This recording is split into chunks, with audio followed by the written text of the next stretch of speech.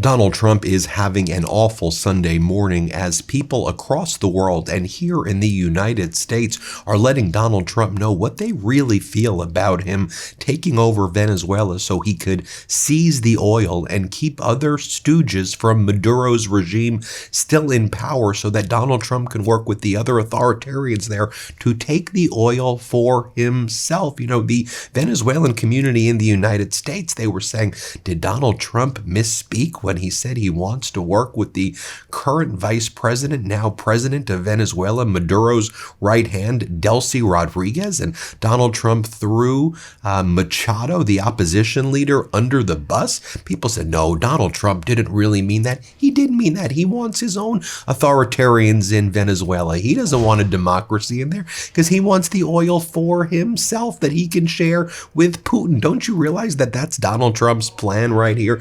And you think Donald Trump could take that action without coordinating that with Putin? Come on, let's get real here. So here's how it's being reported in The Economist. Venezuelans at celebration parties in Miami could not believe it, insisting that Trump must have misspoken during his press conference. You think he was misspeaking when he said, I want their oil, like 20 times during that press conference? His plan appears to be for Venezuela to remain under the day-to-day control of Maduro's people, with its democratically elected leaders excluded and its wealth controlled by American corporations. Then there's a lot of articles today how, highlighting what we've highlighted here on the MeidasTouch network, how Machado, the opposition leader who backed Edmundo Gonzalez, who most people believe won the July 2024 election with 70% of the vote, that she basically said everything that Donald Trump wanted to hear. Miss Machado, that's the main opposition leader in Venezuela, who all of the, Trump bootlickers said Trump's going to put her in power and she's going to run Venezuela as a democracy. This is what's going to happen. Miss Machado had gone out of her way to please Trump, calling him a champion of freedom, mimicking his talking points on election fraud in the United States, and even dedicating the Nobel Peace Prize to him. But it was all in vain. How Trump fixed on a Maduro loyalist as Venezuela's new leader. Nicolas Maduro balked at a gilded exile.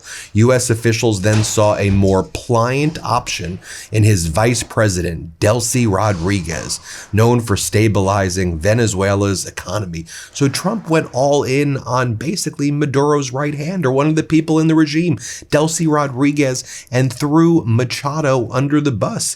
The article goes on to talk about as well how Maduro's constant dancing was one of the reasons why Donald Trump decided to invade Venezuela. And then White House settled on Delcy as an acceptable candidate, and they believe that she would be a good figurehead for Trump to run the country with, and that she would allow the oil companies to extract the oil for the United States. Although she came out with a statement right away saying that Maduro is the only president, and she demonstrated swift defiance. As the Times reports, her swift defiance of Mr. Trump made clear that his plans to swoop into South American nation and run it as his own face many more hurdles than he suggested. So I just want to show you this right here quickly. This is when Donald Trump threw Machado under the bus and said that she doesn't have the respect of the Venezuelan people. I just want to be clear. You can have different views about Machado, and especially the fact that the way she's been behaving with Trump, things that she's been saying lately, totally, I think you could be very critical of. It does seem, though, that when she backed Edmundo Gonzalez in the 2024 election, they won that election. Most people believe in Venezuela. So the fact that Donald Trump said she doesn't have the respect, she's a nice lady, but doesn't have the respect of the Venezuelan people. Here, play this clip. Are you aware of the location of opposition leader Machado, and have you been in contact with her? No, we haven't. No, we haven't. Mr. President, how many hesitations about Machado? Mr. President, on Monday. I think it would be very tough for her to be the leader. She doesn't have the support within or the respect within the country. She's a very nice woman. but she doesn't have the respect to be the So then you have the kind of usual Trump bootlickers, and here they are in Florida. You have MAGA Republican Congress member Diaz-Balart. He's standing next to Congresswoman Salazar, and they're asked, so I guess you all don't support Maria Corina Machado, right? Because Maria Corina Machado, because we all heard what Donald Trump said, and you all said you support this plan with Donald Trump 100%. So you all, right? And these are Cuban exiles. They represent their family left Cuba, and they represent the Cuban and Venezuelan communities in southern Florida. So watch what MAGA Republican Diaz-Balart says. Here, play this clip. Why are you not willing to support Maria Corina and Mundo to be? Oh, wait. Hold on a second. Let's talk about that. First, you're talking to us? Yes. When have we ever not supported her? I'm asking No, wait. But let's look, these are serious issues. Do not put words in my mouth. And do not, no, wait. But you said us. You said us. You said us. Okay. But it's I will not tolerate putting words in my mouth or my colleague's mouth. Yeah. We have been consistent from day one. And I am convinced there's going to be a transition. We already talked about that. And I'm convinced that when there are elections, whether there are new elections or there's a decision to take the old elections, the last elections, that the next democratically elected president of Venezuela is going to be Maria Corina Machado. Meanwhile, Donald Trump has been posting images of himself saying the Don Roe Doctrine. He's holding like a bat or a club that says the Don Roe Doctrine. This is actually a post from Trump's official rapid response account. You see this photo? It says the Don Roe Doctrine, and it's Donald Trump stepping on Canada and South America, saying that basically this belongs to him. That's what Donald Trump is doing. And as Donald Trump does that, he's getting criticized by the Pope. And the Pope Leo, said that Venezuela must remain independent. He called for respect of human rights and basically said that, that he does not support an occupation of Venezuela by the United States and the Trump regime. He didn't use those specific words, but he talked about independence and avoiding occupations. I want to show you this now, as Donald Trump sends his bootlickers. Trump's getting desperate this morning. So he sends Marco Rubio, but what did Marco Rubio has a disastrous appearance. Rubio then talks about basically invading Cuba next. Rubio's like, yeah, Cuba's probably next. Here, play this clip. Go bonkers. Is the Cuban government the Trump administration's next target, Mr. Secretary? Very quickly. Well, the Cuban government is a huge problem. Yeah, the Cuban government is a huge problem. First of all, is that a yes? Cuba, but I don't think people fully appreciate.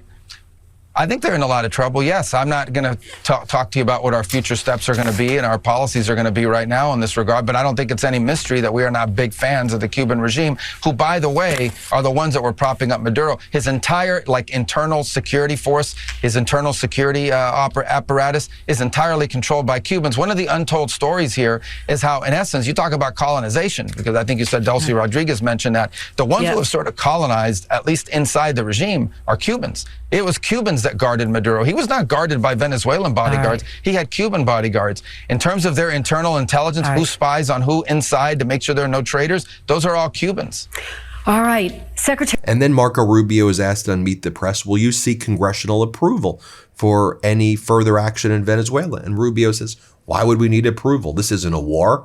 This is like a legal operation. We're just arresting a fugitive. Here, play this clip. This was not an action that this was not an action that required congressional approval. In fact, it couldn't require congressional approval because this was not an invasion. This is not an extended military operation. This is a very precise operation that involved a couple of hours of action. It was a very delicate operation, too.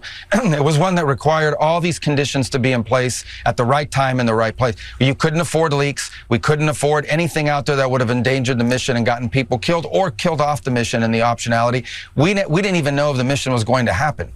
Then you have Jim Jordan, MAGA Republican Congress member Jim Jordan, and all he wanted to talk about was China sending a spy balloon in the air that was during Biden's administration. Do you know how many spy balloons were there during the Trump administration? Trump's first administration, way more than Biden's. Trump just covered it up. Do we know how many spy balloons right now exist? We don't know, because Trump lies about everything and covers everything up. I mean, that's the reality of it, is that we do know that China is doing its most aggressive military training exercises by Taiwan right now.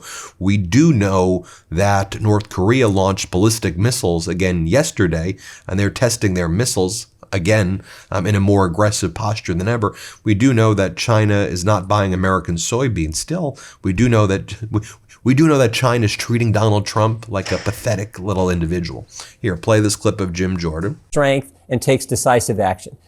Think about, contrast the president's actions. What took place 2 days ago? What took place with Midnight Hammer when he stopped Iran? Contrast that with the previous administration.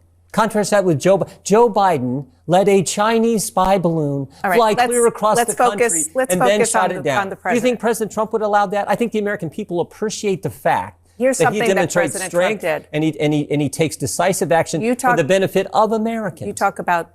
And next, Jim Jordan is asked on CNN. He says, well, how does this make sense? So you're saying that one of the reasons you went after Maduro is that because he's a narco-terrorist, but then Donald Trump pardoned Juan Orlando Hernandez, one of the biggest narco-terrorists in history, who worked with El Chapo to bring in huge quantities of cocaine to kill Americans.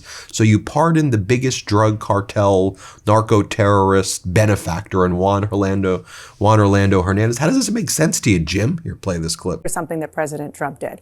After the former president of Honduras went through the American judicial process, was found guilty, was sentenced for a whole bunch of really bad things with regard to sending drugs into the U.S., poisoning American children, as you would say.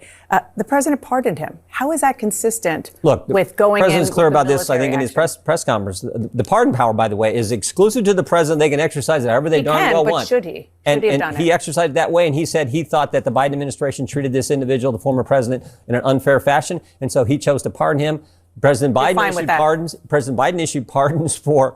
Next, Jim Jordan, as all these MAGA Republicans this morning are asked, well, what's next? What happens next here? And Jim Jordan says, well, I just trust whatever Donald Trump says. That's it. Whatever Donald Trump says, I trust. Here, play this clip right here. But the question is, what's next? And what is the American? And what I'm saying is, we'll see. But I trust this administration. Taxpayer on the hook. I trust Secretary Rubio. I trust Secretary Hicks. I trust President Trump in his making decisions that, again, are in the best interest of the American people. And frankly, I trust our military. And I just want to remind you, when I showed you that press conference, I showed you Congressmember Diaz-Balart, but I just want to quickly remind you of Congresswoman Salazar. Now, Congresswoman Maria Salazar is also a Congress lady from South Florida area. And I just want to remind you what she said back on November 11th, 2024. Because she's been guaranteeing this to her communities there, to the immigrant communities that she represents, that Donald Trump would only go after criminals with ICE and Border Patrol. That was her promise to everybody. You know, she constantly is bringing her community and just throwing them under the bus. And she promised them, I promise you, it's all one big misunderstanding. Donald promises us that he's going to do this. And it's just one big lie and grift after another. Here's what she said November 11th, 2024. Here, play this clip. 200,000 undocumented in your community. Is that what you're saying? I am sure that that the Trump administration is not going to be targeting those people who have been here for more than 5 years, that have American kids, that don't have criminal records, that have been working in the economy and paying taxes. I am sure that they're going to hone in on the criminals who arrived less than 4 years ago. Because I wrote the Dignity Act, and I am the first one who understands that you have to give some type of dignity to those who have been here for more than 5 years. People who have roots in the country, not people who are coming to commit crimes. If I can just clarify from you, have you received those kinds of details from anyone in a potential Trump administration? Because so far what we've heard is a proposal for mass deportations. We have about 30 seconds left. Have you gotten those assurances? Mass deportation to those who are committing crimes who have been here for less than 5 years. you understand that you have millions of undocumented who are contributing with the economy and are helping our country to be a better one. Just take a look quickly at some of the headlines internationally. This is the Mail on Sunday. Trump, now I'm running Venezuela. America on the warpath. America on the warpath. That's how this is being described internationally. America on the warpath, with a deranged, demented individual like Donald Trump doing this. Anyway, hit subscribe. Let's get to 6 million subscribers. Thanks so much for watching, and have a good day. New Meidas merch drop! Check out the latest pro-democracy sticker packs, t-shirts, hats, sweatshirts, and more. All at store.MeidasTouch.com.